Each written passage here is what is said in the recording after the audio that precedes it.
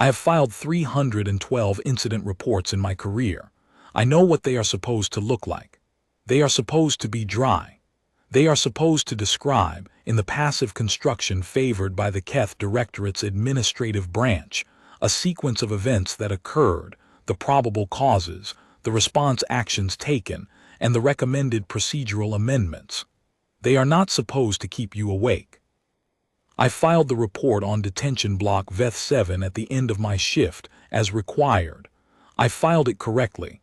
I used the passive construction. I described the sequence of events. I listed the recommended amendments. Then I sat in my office for a long time looking at the wall, and when my second watch supervisor asked me if I intended to go home, I told him I was reviewing supplementary footage. He accepted this without comment. I suspect he knew I was lying. I had reviewed the footage 17 times by then. I did not need to review it again. What I needed was something that the footage could not provide, which was a way to understand what I had seen without arriving at the conclusion I kept arriving at. I will try to set it down clearly. That is, in the end, what incident reports are for. My name is Kale Sureth. I am a senior containment officer, grade 6, assigned to the Orun Kes, a VETH-class deep space transfer station positioned at the outer boundary of the Keth Directorate's 4th-tier holding jurisdiction. The Orun Kes is not a prison. It is important to understand this distinction, though I acknowledge it is a fine one. A prison is a permanent facility with permanent inmates serving adjudicated sentences.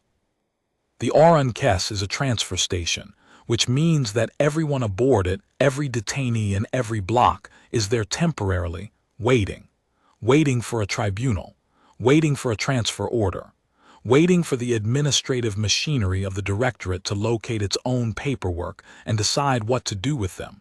Some people wait a long time. A few wait so long they begin to seem permanent.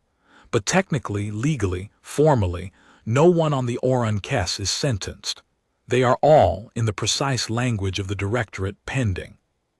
I have managed this station's containment operations for 11 years. I have held members of 12 species.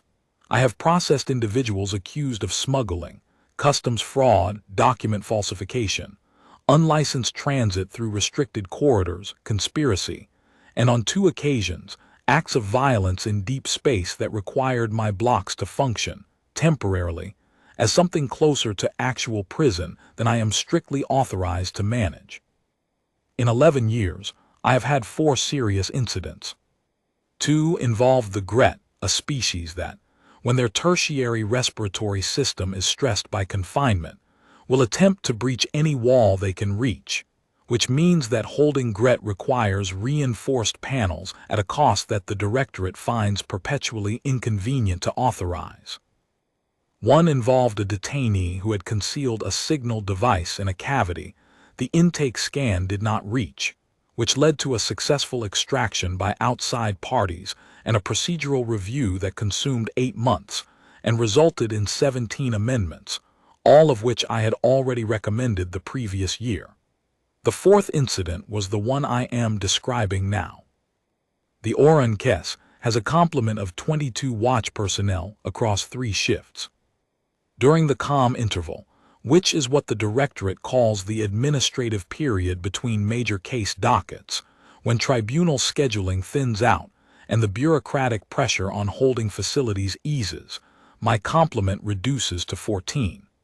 This is a policy I have argued against every calendar cycle since I arrived here. The argument I have made, consistently and in formal writing, is that the calm interval is when the station's risk profile actually increases, because detainees who are pending long enough begin to attract outside attention. Extended holds attract the kind of interest from the kind of people who, if they decide to act, will pick the moment when the station's watch complement is lightest.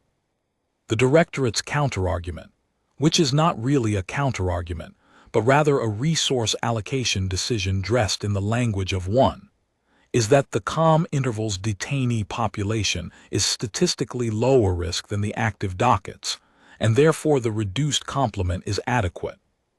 I have filed 5 formal objections to this position. All 5 were acknowledged, filed, and not acted upon. I mention them here not because I expect the filing of this account to change that, but because it matters for understanding what happened, that I had been operating the Orun Kes during the calm interval with 14 watch personnel, an elevated monitoring flag on a high-risk detainee, and no supplementary resources for the 21st consecutive calm interval of my tenure. When you work within institutional constraints for long enough, you develop adaptations. My primary adaptation had been to compensate with my own operational procedure where the institution's procedure fell short. Doubled sweep frequency on the flagged block, personal inspection of the lock redundancies on high-risk cells, a rotation schedule for my 14 remaining personnel that maximized corridor coverage during the windows my secondary sensors identified as highest exposure. These were not directorate procedures. They were mine, developed across 11 years of watching the gap between what the guidelines said was adequate and what operational reality suggested was needed. I was good at it. I believed I was adequate to the constraint. I want to be honest about this, because honesty is the point of this account. I was not adequate to the constraint. I had compensated for many things that the institution failed to provide, and this had produced in me a professional confidence that I did not, on reflection, fully deserve. The confidence of someone who has patched a leak long enough to stop worrying about the pipe. The human arrived on the 14th day of the 6th administrative cycle. She was a cargo broker, a human cargo broker, which is a specific category of human that I had encountered before, and that the Directorate's administrative guidelines classify as low risk for the straightforward reason that cargo brokers are not, as a rule, violent people. They are transactional people. Their relationship to conflict is economic. They avoid it when they can, because conflict is expensive, and they are professionally committed to the proposition that everything has a price and most things can be arranged without recourse to anything more physical than a stylus signing a document. The charge against her was customs documentation irregularity, a Category 9 violation, which is 2 levels below the threshold that would have placed her in a secured block. By the Directorate's own classification standards, she belonged in a standard access holding room, with ambient restraint field only, pending a tribunal that was scheduled for 15 days hence. Her name was Marit Solis. She was 37 years old by human reckoning. She was medium height, medium build, with hair cut short in the practical fashion that I have noticed human professionals tend to favor when they spend most of their time in transit. She had a calm face. I noticed that in intake, she had the kind of face that doesn't volunteer information, that sits at rest without either friendliness or hostility, that responds to direct questions with direct answers, and does not append anything further. She answered the intake forms without complaint. She accepted the ambient restraint field without comment. When I showed her the holding room, she looked at it with the same expression she'd used for everything else, not indifferent, exactly, but evaluative, as though she were pricing it. I processed her intake personally. This is not standard. At grade 6 I have personnel for intake, but it was a slow morning and I had developed over 11 years the habit of doing the first assessment of a new arrival myself when time allowed. You see things in intake that you don't see in the file. The way someone carries themselves, the way they respond to the ambient field test, whether they tense or whether they've been through the process enough times that they know what the field feels like and simply allow it, the way they look at the room. Small information, but 11 years of small information had taught me to value it. What I took from Marit Solis' intake was no tension, no prior incident indicators, practical and cooperative in her responses, the evaluative quality I mentioned. I cataloged her as experienced, not in a concerning sense, just in the sense that she had clearly been processed by directorate intake before, probably at regional customs facilities in the course of her brokerage work, and the process held no surprises for her. I noted her in my personal watch file as low maintenance. I moved on. The detainee I was thinking about was 3 cells down from her, in a secured block with a Class 1 ambient field and manual lock redundancies that I had personally inspected the previous morning. His name, or the name on his documentation, which I had strong reason to believe was not his actual name, was Preth Vassal.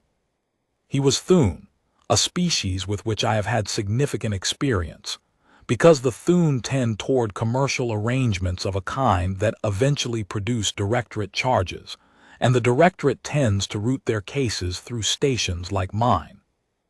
Preth Vassal had been waiting for his tribunal for 41 days, which is toward the upper end of the calm interval's administrative definition, and there were strong indicators in his file that the parties who had an interest in his tribunal's outcome were not parties who preferred tribunals. There were strong indicators, in fact, that those parties would significantly prefer that Preth Vassal not reach his tribunal at all. I had flagged this in a formal communication to the directorate on day 19. I had flagged it again on day 31. I had received on both occasions an automated acknowledgement and no further response. I had added to my own watch file a personal notation, elevated monitoring, doubled the sensor sweep frequency on Block 7, and requested formally, in writing, that my reduced complement be temporarily supplemented for the duration of Vassal's pending period. The request had been acknowledged. It had not been acted upon. I should have been harder about that, I know that now. But 11 years of filing formal requests and watching them vanish into the directorate's administrative quiet had produced in me a specific adaptation.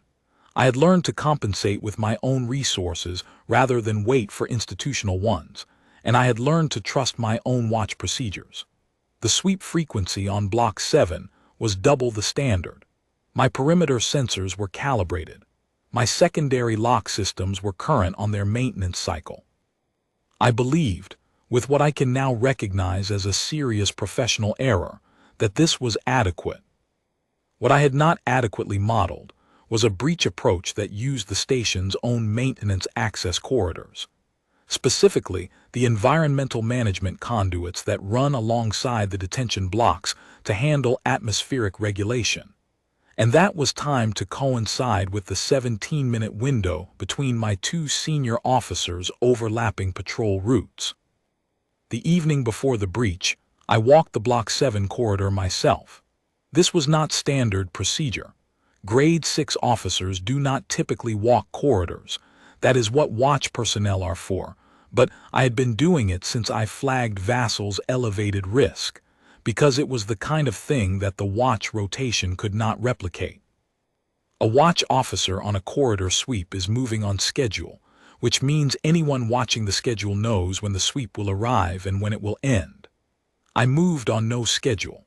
I moved when I felt like it, at irregular intervals. At times, I did not log in advance, because the only surveillance that an organized outside party cannot model is the one with no predictable pattern. I walked Block 7 at approximately 3 hours before the breach. I checked the lock redundancies on holding room 4. They were solid. I checked the seals on the environmental conduit access points along the block's exterior wall, the access hatches that maintenance personnel use to service the atmospheric regulators. This is what I am least comfortable saying. I checked them. They were all correctly sealed.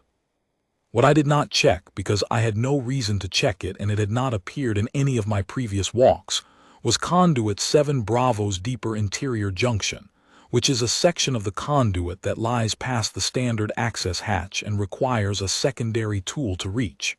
The breach team had entered there. They had entered at a point I had not checked, through a pathway I had not modeled, at a time I had not predicted. I walked past holding room 1 on that evening pass. The ambient field was active. Merritt Solis was on her sleep platform on her side, facing the wall. She appeared to be asleep. I did not stop. I continued down the corridor. I think about that pass now. I think about the fact that she was facing the wall, and that I do not know whether she was asleep. I have once scrolled through the 3 hours before the breach on fast playback, and what I saw was a person lying on a platform in a holding room. Whether that person was asleep or lying still and thinking, the footage cannot tell me. I was in my office when the breach alarm sounded. The alarm itself was not the standard breach alarm. It was the atmospheric irregularity alert, a lower priority signal that indicates a pressure differential in one of the environmental conduits. I had heard it before. It usually means a seal has partially separated, which is a maintenance issue, not a security one. The alarm sounds, a maintenance log is generated, a technician is dispatched. I reach for my console to generate the maintenance log. Then my secondary sensors flagged a body mass in conduit 7 Bravo, which runs directly alongside block 7, and I stopped generating the maintenance log and began moving instead. What I should tell you, before I describe what happened in block 7, is what a containment block looks like from the inside. Block 7 is a linear arrangement of 8 holding rooms on a single corridor. The corridor is approximately 20 meters long and 3 meters wide, with the holding rooms on one side and a solid monitoring panel on the other. The panel runs the length of the corridor and contains the environmental controls, the cell door mechanisms, the ambient field projectors, and the corridor sensor array. The floor is a treated composite, a material designed to be easy to clean and difficult to damage.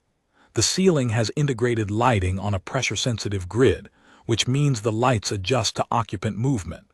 There is no furniture in the corridor itself.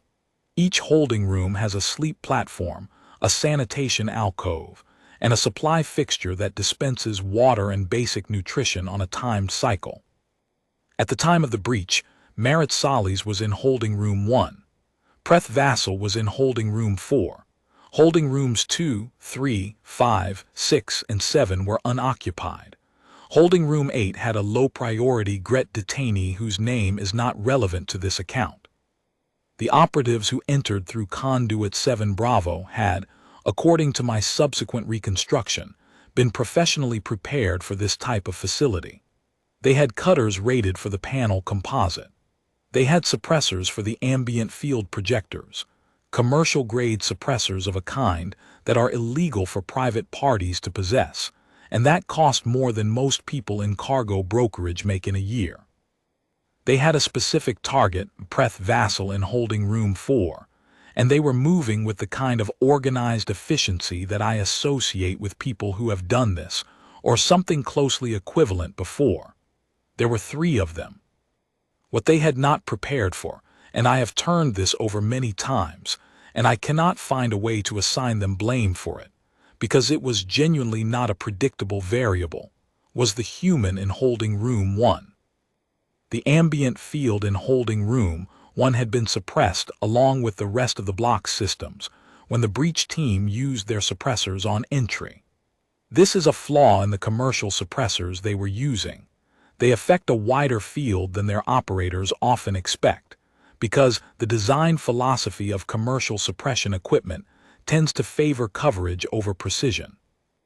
When they suppress the ambient field projectors nearest the entry point, they suppress the fields for holding rooms 1 through 4 simultaneously. They intended to suppress only room 4. They did not know that holding room 1's ambient field had also dropped. Marit Solis apparently did. I know what happened in the next 4 minutes and 12 seconds from the sensor footage. The corridor sensors stayed active because the breach team suppressors were calibrated for field projection systems, not sensor arrays, and those are on separate power circuits. I have reviewed the footage, as I said, 17 times. Each time I review it, I find myself pausing on the same moments. I will try to describe what I found in order because the order matters. Marit Solis exited holding room 1 approximately 9 seconds after the breach team entered the corridor. This is, by my calculation, approximately the time it would take to register that the ambient field had dropped and decide to move. 9 seconds. She did not run. I want to be precise about this. She moved at a walking pace, not slow, but not hurried in any way that the footage would identify as urgent. There is a specific quality to the way she moved that I found difficult to classify and eventually described in my report as purposeful. She was oriented toward the entry end of the corridor, where the breach team was working on holding room 4's door mechanism. She had already, in those first 9 seconds, surveyed the corridor. I know this because of what she did next. She went to the monitoring panel on the wall opposite the holding rooms. The monitoring panel, as I mentioned, contains the environmental controls. It also contains the supply fixture connections, the physical trunk lines for the water and nutrition dispensers in each cell, which run through the panel before branching to the individual rooms. The panel itself is a composite surface with a maintenance access strip along its lower third, a strip designed to allow technicians quick access to the fixture connections without opening the full panel. The access strip is not locked. It is secured by a quarter-turn fastener of a kind that is standard throughout the Directorate's facility infrastructure. The quarter-turn fastener requires no tool. You grip the housing, you turn it, the strip comes free. I want to pause on this. When I first watched this section of the footage, I watched her cross to the panel, crouch at the access strip, and operate the fastener, and I thought, she has seen this panel before. Somehow she has seen this panel or one exactly like it, and she knows that the access strip opens on a quarter turn. Then I reviewed the intake sequence and confirmed that she had not been escorted into Block 7 before the day she was placed in holding room 1. She had never been in that corridor. She was looking at an access strip she had never seen, with a fastener housing she had never handled, and she turned it. In 4 seconds. She knew what it was. She identified it as an access strip. She identified the fastener type. She identified the direction of the quarter turn, and she opened it. I have thought about how she knew those things. The answer I keep arriving at is that she is someone who pays attention to the structure of rooms she is in, who looks at panels and fixtures the way most people look at furniture, as part of the background, while simultaneously cataloging them in a way that most people do not. She had been in holding room 1 for approximately 10 hours by the time of the breach. She had not been in the corridor, but the access strip is visible through the holding room window faintly, at the angle, and she had evidently looked at it. She had the access strip open in approximately 4 seconds. What Merit Salis removed from behind the access strip was the primary water supply conduit for holding rooms 1 through 4. It is a rigid composite tube, approximately 90 centimeters long, and it connects to the trunk line via a threaded coupling. The coupling is designed to be hand-tightened by maintenance personnel because it is opened regularly for routine servicing. She turned the coupling. The tube came free. She stood up. The tube had water in it. Not a great quantity, perhaps 1.5 liters remaining in the line between the trunk coupling and the cell fixtures. When she stood up and the tube angled, the water ran out across the corridor floor. This is the part that I have spent the most time on. I initially assumed the water was incidental, a consequence of removing the conduit rather than a calculated element. I have since revised this assessment, and the revision took hold slowly because I kept resisting it, because the alternative required me to accept something about the speed of her thinking that I found difficult to accommodate. The corridor floor, as I mentioned, is a treated composite designed to be easy to clean. In the precise material terminology, it is a low-friction surface. Low-friction surfaces, when wet, become very low-friction surfaces. The breach team was wearing standard-issue tactical boots with a grip sole designed for the kind of operations they were conducting. Grip soles perform well on dry composite. They perform considerably less well on wet composite, particularly when the person wearing them is moving quickly and has committed weight forward onto a foot that is expecting resistance. She had assessed the floor material. She had assessed the operative's boots. In the time it took her to cross the corridor and crouch at the access panel, she had looked at their boots. She had identified the floor's friction characteristics and the boot's grip design and the relationship between those two things when the floor is wet, and she had decided that the water in the conduit was not a byproduct to be discarded but a material to be deployed. I want to be very clear about the timeline here. She had been out of her cell for, at most, 30 seconds when she stood up with the conduit tube and let the water run. She had surveyed the corridor, identified and opened the access panel, extracted the conduit, assessed the floor-boot friction relationship, and made the decision to use the water as a surface modifier. 30 seconds.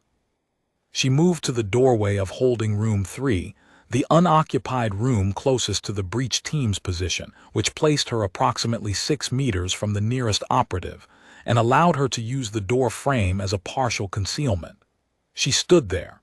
She held the conduit tube in her right hand. She waited. She waited for 31 seconds. I have thought about those 31 seconds more than I have thought about anything else in this incident. The breach team in those 31 seconds was completing its work on holding room 4's door mechanism. They were not looking at her. There was a human detainee in the corridor. The sensors would have flagged this to them, and indeed the footage shows the nearest operative glance in her direction twice.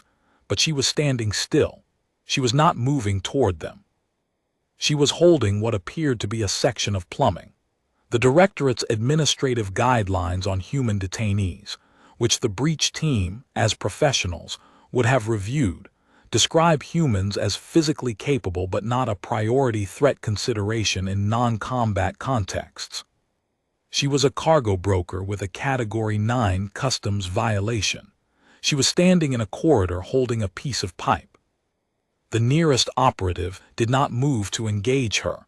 He turned back to the door mechanism.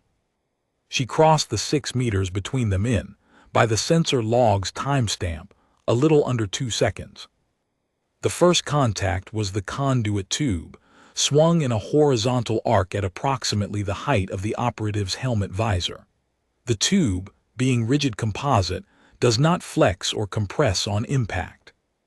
The operative's helmet, being standard commercial tactical grade, is designed to resist projectile impact on a specific threat axis, forward, from a distance, and is not optimized for lateral impact from a rigid implement wielded at close range by someone who has crossed 6 meters of corridor in 2 seconds. The visor cracked. The operative went down. What happened immediately after is what I keep pausing on in the footage. She did not follow him down. She did not press the engagement. She stepped back 1 step, no more, in the direction of the water she had put on the floor, turned to face the second operative, who was moving toward her, and stepped further back into the wet section of the corridor. The second operative was moving fast. His grip soles hit the wet composite. He did not go down entirely. He was experienced enough to catch himself, but he broke stride, and in breaking stride he was, for approximately 1 second, operating below full capacity. He was a half step out of position, his weight momentarily redistributed, his forward momentum disrupted. 1 second was what she apparently needed. The conduit tube, used this time in a thrusting motion rather than a swing, connected with the second operative's chest panel. This is not, in itself, an incapacitating strike. Chest panels on tactical gear are built to absorb impact. What it accomplished was to drive the operative back 1 step, which put his feet back into the wet section of the corridor. He lost his footing fully this time and went down hard on the composite. The sound of it registered on the corridor's audio sensors. It was not a minor fall. The third operative was at the far end of the corridor, positioned at the door to the environmental management conduit they had entered through, holding a communication device and a suppressor unit. This is a rearguard position, typical for a 3-person breach team operating in an enclosed space. The rearguard's function is to manage the exit and maintain communication with whatever external support the team has. It is not a combat forward position. Rearguard operatives carry sidearms, but they are not, in the standard operational model, expected to have to use them against targets that their forward team members have not already neutralized. Merritt Solly's was not neutralized. She covered the distance from the second operative to the third in approximately 3 seconds. The third operative had his sidearm out. He had it out before she reached him. She stopped moving. She was standing approximately 3 meters from him, holding the conduit tube, watching him. He had the sidearm leveled. They were, at this point, in a configuration that the Directorate's use of force guidelines describe as standoff posture. She waited. I want to be precise here, because this moment is the one that took me the longest to process. She was looking at the operative. She was not looking at the sidearm. She was looking at the operative, specifically at his hands, and she was waiting. The footage does not capture her expression with enough resolution to be certain, but the angle of her head, the stillness of it, the lack of any lateral movement suggests a quality of attention that I cannot describe as anything other than interest. Not fear, not calculation in the aggressive sense. Interest. The way a technician looks at a diagnostic panel that is displaying an unexpected reading, waiting to see what it does next. The operative's hands were shaking. I can see it clearly in the footage. Hands shake in standoff situations for known physiological reasons. The Thune autonomic system, under acute situational stress, produces a release of chemical signals that affect peripheral motor control. It is a known response. It is not a weakness. It is a biological fact. But it has consequences for fine motor tasks, and holding a sidearm steadily under acute stress is a fine motor task. A hand that is shaking at the grip will transmit that shake to the barrel. A barrel that is shaking produces an aim that is, at any meaningful distance, unreliable. 3 meters is not a meaningful distance for a sidearm. At 3 meters, a shaking grip does not matter much. But she was not, I think, waiting for the shaking to matter in the ballistic sense. She was waiting for something else. A hand that is shaking in a standoff posture will, periodically, try to correct itself. The hand knows it is shaking. The person knows their aim is drifting. There is a moment, recurring, brief, physiologically predictable, where the hand makes a micro-adjustment, a grip shift, a conscious overcorrection, in an attempt to stabilize the aim. In that moment, the hand's attention is on itself. In that moment, the geometry of the weapon shifts by a fractional amount that creates, briefly, an angular displacement. She was watching for that moment. That is what I believe she was doing in the standoff. She was not waiting for the shaking to become a ballistic problem. She was waiting for the overcorrection. She moved when his hands moved. Specifically, she moved in the same quarter-second that his grip on the sidearm shifted, a micro-adjustment of the kind that happens when hands that are shaking try to maintain a specific pointing angle, and she moved not toward the sidearm but past it, inside the angle of aim, along the vector where the barrel was not pointed. The sidearm discharged. The round went into the corridor wall.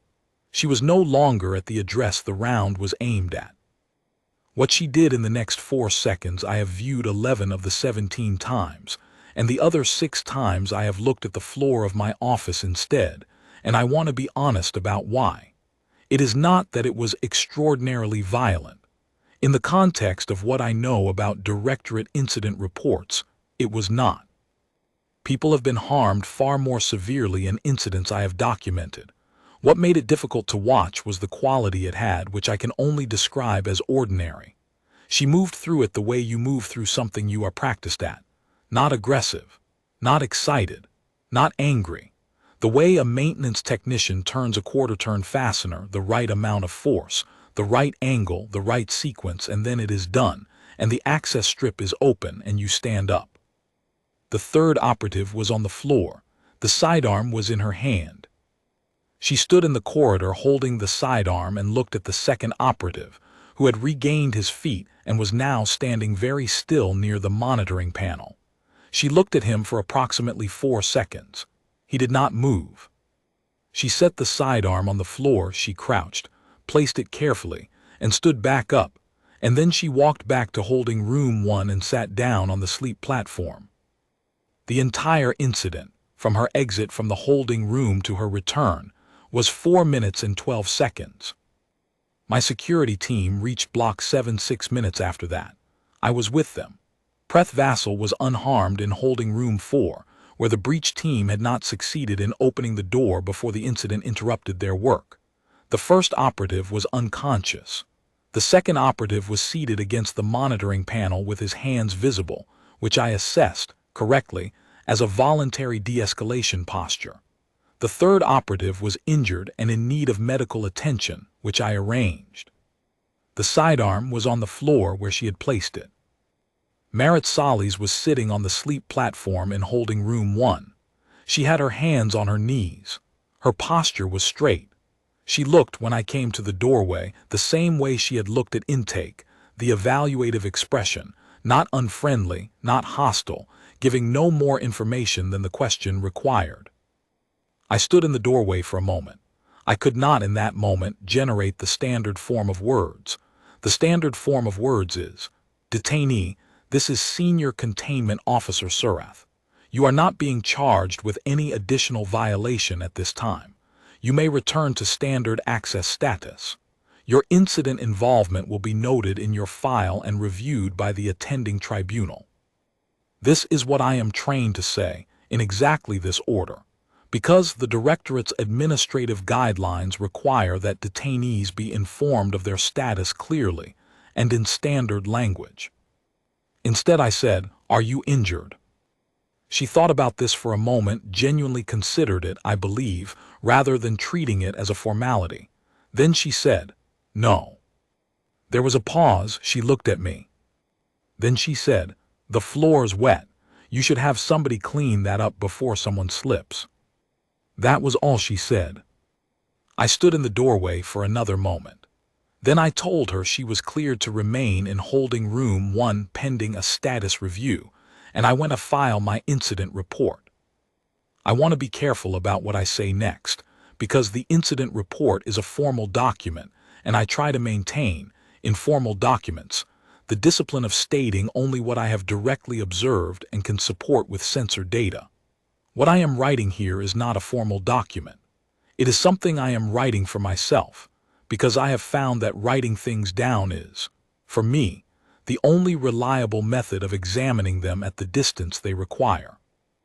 What I observed on the sensor footage was a human being who responded to a dangerous and structurally unpredictable situation with a quality that I am going to call, for want of a better word, orientation. She oriented. She exited the cell, she surveyed the corridor, she identified the available materials, she assessed the operational geometry of the threat, and she began working. Not frantically, not reactively, in the sense I am trained to watch for, the panicked response, the cornered animal response, the what do I do now scramble that characterizes most civilian detainees who find themselves in proximity to violence. She was working a problem. She used the water because the floor was slick capable, and the operative's boots were grip-soled, and grip soles fail on wet slick-capable composite. She used the conduit tube because it was the longest rigid implement she could retrieve in the available time, and because its mass-to-length ratio made it effective in both a swing and a thrust depending on the engagement distance. She created a wet zone in front of her position, and then she withdrew into it, because the wet zone was an advantage to her and a disadvantage to them. She knew where the wet section was and could move around it. They did not and could not.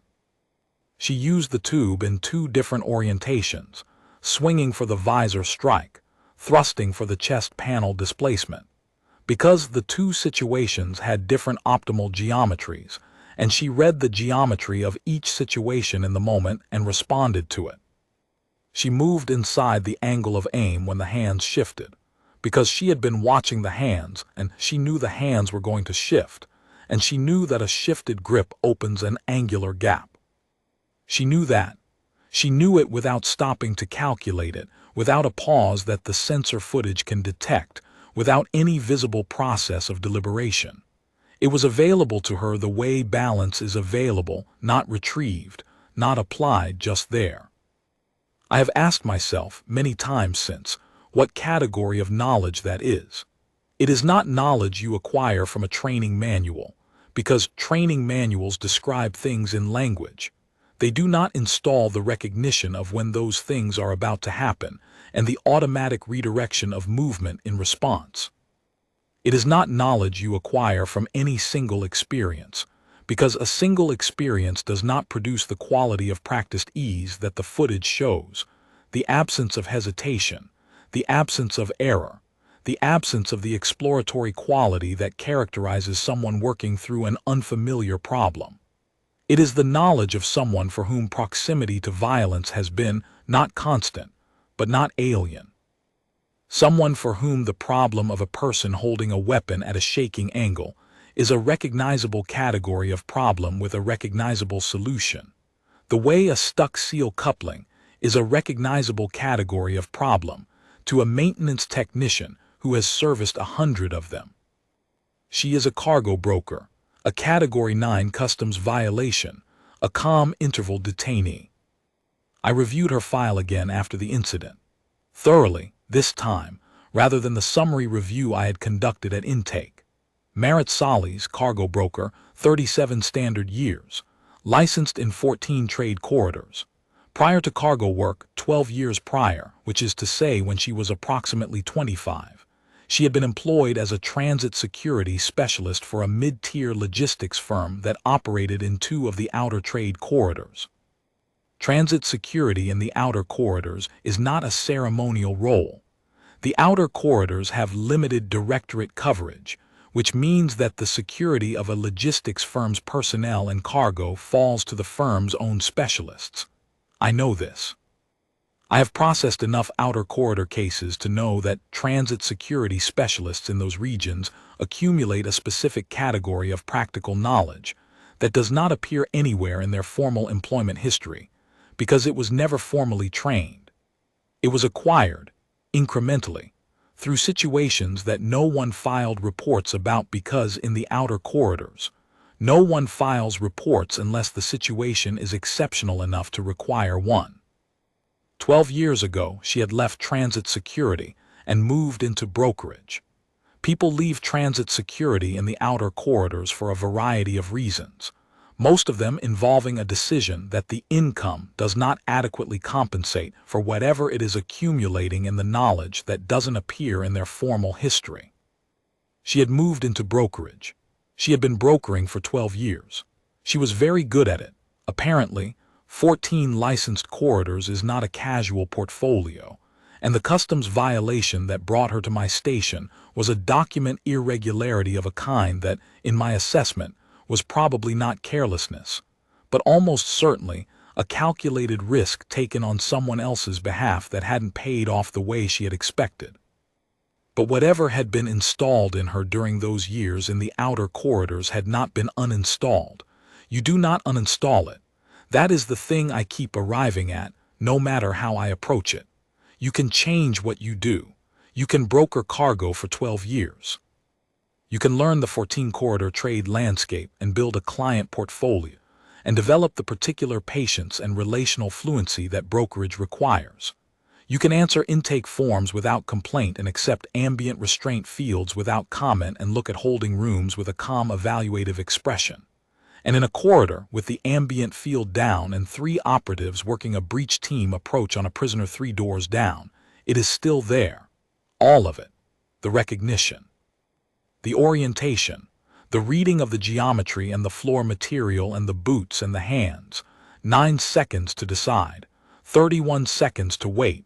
4 minutes and 12 seconds to work. I have spent time thinking about what I was doing 9 seconds after the breach alarm sounded. I was reaching for my console to generate a maintenance log. This is my honest accounting of those 9 seconds. I was a trained containment officer with 11 years of experience, and I was reaching for my console to generate a maintenance log, because the alarm pattern matched the atmospheric irregularity alert, and my professional pattern recognition was telling me it was a seal issue. My secondary sensors corrected me, flagged the body mass in the conduit, and I started moving.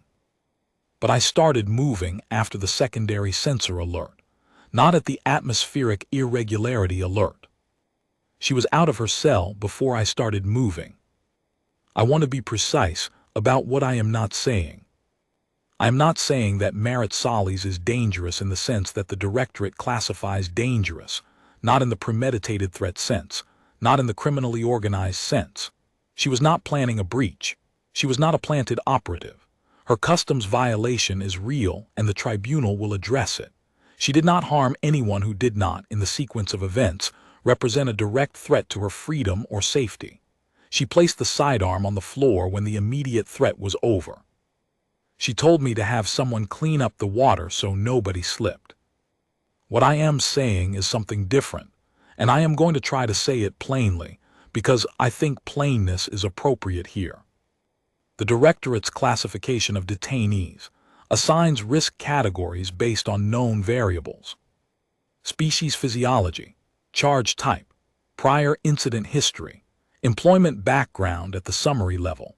The classification system works broadly because most detainees are what their documentation describes. A cargo broker with a Category 9 violation is, in the overwhelming majority of cases, exactly what that description implies: someone who will sit in a holding room and wait for their tribunal and cause no difficulty. The classification system does not have a category for what I observed in Block 7. It does not have a category for an individual whose capacity for effective situational response is so thoroughly internalized that it is indistinguishable from the outside, from ordinary calm, until the situation that requires it presents itself, at which point it becomes available with a speed and quality that trained professionals with active alert systems do not match. It does not have a category for the combination of environmental reading, materials assessment, tactical geometry, and autonomous motor response that the footage shows operating in a cargo broker who was holding a piece of plumbing in a corridor. It does not have a notation field for this person, if given 9 seconds and an access panel and a liter and a half of water, will do something with them. I added a notation to Marit Solis's detainee file after filing my incident report. The notation says, prior service, transit security, outer corridor. Category, review prior to assignment. Recommend elevated monitoring if held longer than 72 hours. I know what that notation sounds like. It sounds like I am flagging her as a risk. I want to be clear that this is not exactly right. She is not a risk in the standard sense. She does not present a threat to the institution in any organized or premeditated way. The notation is not about that. The notation is about something that I struggled to put into standard administrative language, and ultimately did not fully succeed in putting into standard administrative language, which is: I am not sure the Directorate's standard monitoring approach is calibrated for an individual who, upon encountering a problem in a detention corridor, identifies available materials and wet floor physics and grip sole failure characteristics and hand shift recognition windows, and addresses the problem in 4 minutes and 12 seconds, and then sits on a sleep platform with her hands on her knees and tells the senior containment officer to have the water cleaned up so nobody slips. She sat her tribunal 13 days later. The Category 9 violation was adjudicated. She was assessed a commercial penalty. Her broker's license was temporarily suspended pending documentation review, and she was released. She walked out of the Oran Kes on the 40th day of the 6th administrative cycle, which falls inside the calm interval. It was a routine release. I processed the paperwork myself. She signed the release documentation. She retrieved her personal effects from the intake locker. She looked at the composite floor of the intake corridor, the dry composite, the standard treated surface, smooth and clean, and there was a fractional pause in her movement, and then she walked out without looking back. I do not know if the pause meant what I thought it meant. I do not know a great many things, after this incident, that I thought I knew before it. What I know is what is in the sensor footage. What I know is 4 minutes and 12 seconds. What I know is 9 seconds, and the quarter-turn fastener, and the water running out across a low-friction floor, and the 31 seconds of waiting, and the specific quality of a person who is working a problem, not afraid of it, not excited by it, not doing anything other than working it, with whatever is at hand, toward a solution that is adequate to the situation. And I know one other thing, which is the thing that I have been least able to put into the incident report, because it is not the kind of thing that belongs in incident reports, and also because I am not entirely sure how to classify it, and the Directorate's administrative guidelines require that incident reports contain only classifiable observations. I know what her face looked like while it was happening. I have watched the footage 17 times. The corridor sensor array has limited resolution on facial expression. I noted this earlier, in the context of the standoff moment. But there is enough. There is enough to see that at no point in the 4 minutes and 12 seconds does she display anything that the Directorate's behavioral monitoring guidelines would classify as distress indicators. No accelerated movement pattern inconsistent with controlled intent. No exaggerated vocalization. No indicators of the physiological cascade that high-stress situations produce in most species, including most humans: the widened aperture response, the jaw tension, the muscle group rigidity that accompanies panic or rage. What the footage shows in the moments between contacts, between the first strike and the movement to the second operative, between the second operative going down and the approach to the third, is a face at rest, evaluating.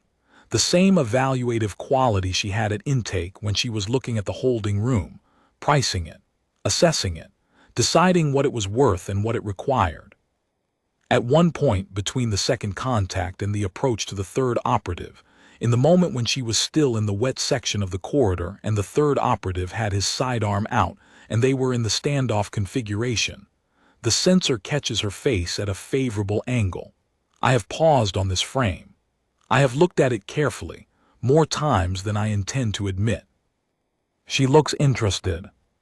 Not pleased, not excited, not anything that I would describe as emotional in the heightened sense.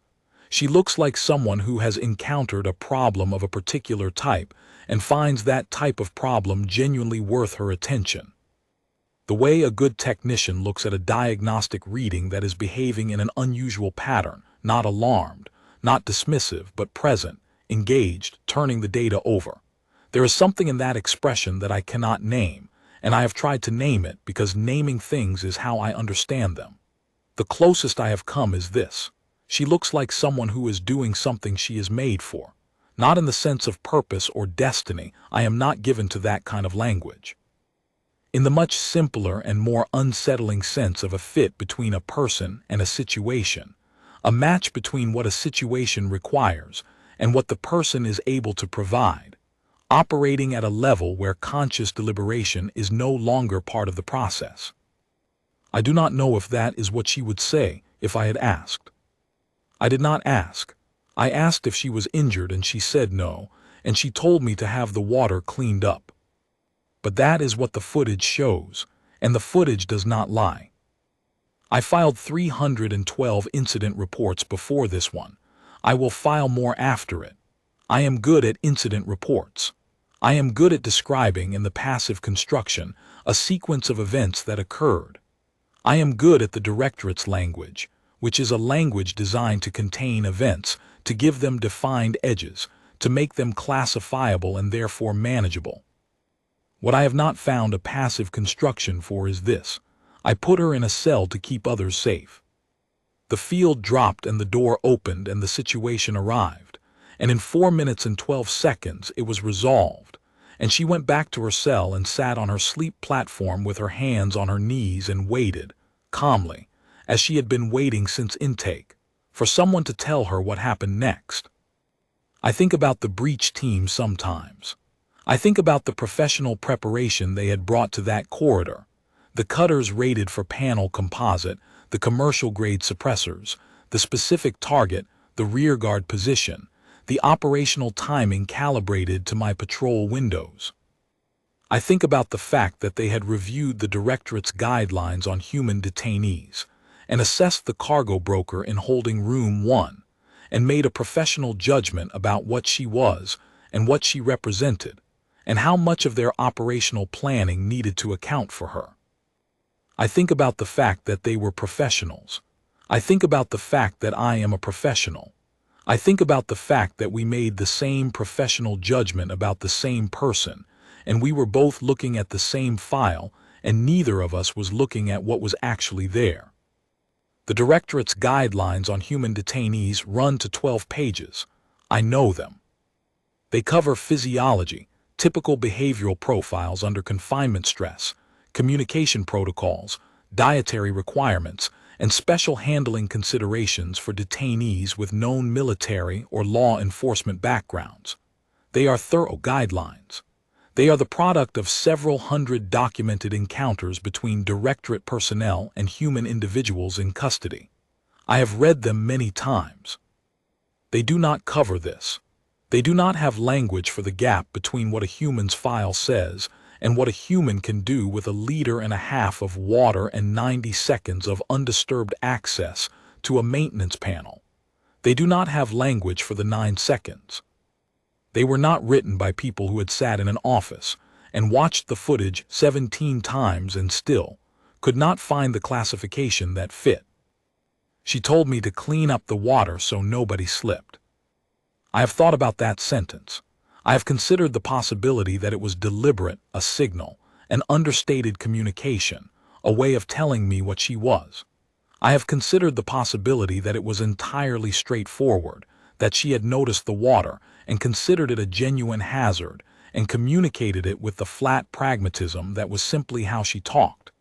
Both interpretations lead me to the same place. If it was deliberate, then she is someone who, after 4 minutes and 12 seconds of that, chose a concern about slipping hazards as her communication to the person in authority. If it was straightforward, then she is someone who, after 4 minutes and 12 seconds of that, returned immediately to the register of ordinary practical attention. Wet floor, someone might slip, someone should address that. In either case, I am left with the same conclusion, which is the conclusion I cannot file under any administrative code the Directorate currently provides. The cell was not for her benefit. I do not mean this in the threatening sense. She had no interest in escaping. She placed the sidearm on the floor. She went back and sat down. I mean it in the plain sense that the architecture of the situation, the locked cell, the ambient field, the monitoring system, the watch personnel, the professional preparation of the breach team, was arranged around a model of what the most threatening element in that block was. And the model was wrong. The architecture was real. The preparation was real. The procedures were real. The professional judgment was real. And they had all been organized around the wrong answer. I cleaned up the water. It took approximately 4 minutes. A technician ran the fluid recovery unit over the wet section of the corridor, while I stood at the doorway to holding room 1 and looked at the dry composite floor and thought about what the guidelines say and what the footage shows and the distance between those two things. The floor was clean. The incident was filed. The detainee was released 13 days later without further event. By the Directorate's administrative accounting, the incident is closed. I have submitted, since closing the incident file, 2 additional formal requests to the Directorate. The first requests a revision to the Human Detainee Risk Classification Guidelines to include a prior service notation field and a corresponding elevated monitoring protocol for individuals with documented outer corridor security work histories. The second requests a review of the COM interval complement reduction policy, with my recommendation that the reduction be suspended in any block currently holding an elevated risk detainee regardless of the detainee volume. Both requests have been acknowledged. Neither has received a substantive response. I expected this. I do not say it with bitterness. The Directorate's administrative capacity is what it is, and 11 years of operating within it has produced in me a pragmatic relationship with the gap between what I file and what happens. I say it only to complete the record. There is one more thing I want to put in the record, because this account is the record and it should be complete. I have held in 11 years on the Oran Kess, members of 12 species. I have calibrated my professional judgment, my read of a person, my sense of what a file represents and does not represent against a great many individuals. I am not, by my own assessment, a person who misreads situations habitually. I have made errors as any professional does, and I have corrected them, and the corrected versions have generally proven more accurate. I regard the capacity to revise a professional assessment as a core competency. I apply it. I revised my assessment of Merit Solis on the basis of the footage. The revision is not complicated. She is not what her file says she is, in the specific and limited sense that her file describes her present occupation and her recent violation, and does not describe what 12 years of outer corridor transit security work produced in her and left there, intact, when she moved into brokerage. That is the revision. It is a specific revision about a specific individual. What I have not been able to revise is the thing that the revision implies about every other human detainee file I have ever read or will ever read. She was not exceptional. I want to be careful about this claim because I cannot prove it and I know I cannot prove it. But she did not behave, during those 4 minutes and 12 seconds, like someone performing at the limit of their capacity. She did not behave like someone who had found a remarkable reserve, or pushed through an unusual threshold, or achieved something that required extraordinary will. She behaved like someone operating within their normal range, like someone for whom this was not routine but recognizable. A category of situation they had encountered before, at different scales and in different configurations, and had developed a working relationship with. If that is true, and I acknowledge it may not be true, I am extrapolating from footage and from a file and from what I observed in an intake interview. Then the question it raises is not about Merit Solis. It is about the filing cabinet, about the 14 other human detainees whose files I have processed over 11 years, and the ones I have not processed and will not process, and what their files say and what their files do not say. The Directorate's guidelines describe humans as physically capable, but not a priority threat consideration in non-combat contexts. I wrote this earlier, because it is what the guidelines say and I want this account to be accurate. I have now had the specific experience of sitting in my office at 3 hours past the end of my shift, watching the footage for the 17th time, and asking myself what precisely a non-combat context is, and how you know you are in one. Block 7 was not, when Merit Solis walked out of holding room 1, a combat context. It was a detention corridor. There was a breach team working a door mechanism. There was a human holding a piece of plumbing. The combat context, by any standard definition, began approximately 2 seconds before she reached the nearest operative, and by the time it could be classified as a combat context, it was already, from her perspective, well underway. I do not have a resolution to this. I am a containment officer, not a policy architect. What I have is a corrected professional assessment and a set of open questions that the corrected assessment generates and that I cannot answer from within the framework of my current guidelines. I have not stopped thinking about it. What I think about, most often in the middle of the quiet interval between shifts when the Oran-Kes runs on minimal personnel and the blocks are dark and the sensor arrays cycle through their automated sweeps, is the quarter-turn fastener. The access strip, 4 seconds. It is the detail I keep returning to, more than the standoff, more than the water, more than the 4 minutes and 12 seconds. It is the detail that carries the most information, because it is the most ordinary. It is a fastener. It is the kind of fastener that is on infrastructure panels across the Directorate's facility network, across every station and block and holding corridor in the 4th-tier jurisdiction, because it is the standard design. She had never been in that corridor. She had never handled that specific panel. She looked at it and she knew. Not because she had studied the Directorate's facility engineering specifications, because she pays attention to rooms, because she is the kind of person, and this is the part I cannot put into the classification system, who, when placed in a room, knows the room, knows its structure, its materials, its fixtures, its access points, its friction characteristics, knows it the way a carpenter knows wood or a navigator knows a chart, not consciously, not as a deliberate act of study, as a form of attention that is simply always running, the way a sensor array runs, cataloging everything, flagging nothing until something requires a flag. She was in holding room 1 for 10 hours before the breach. She was, by the footage, calm. She was, by the footage, resting. She answered intake correctly, accepted the field, looked at the room. She looked at the room. I cleaned up the water. I filed the report. The detainee was released and walked out on the 40th day of the 6th administrative cycle and looked at the dry floor on her way out and paused for a fraction of a second and kept walking. By the directorate's accounting, the incident is closed. I have not stopped thinking about it.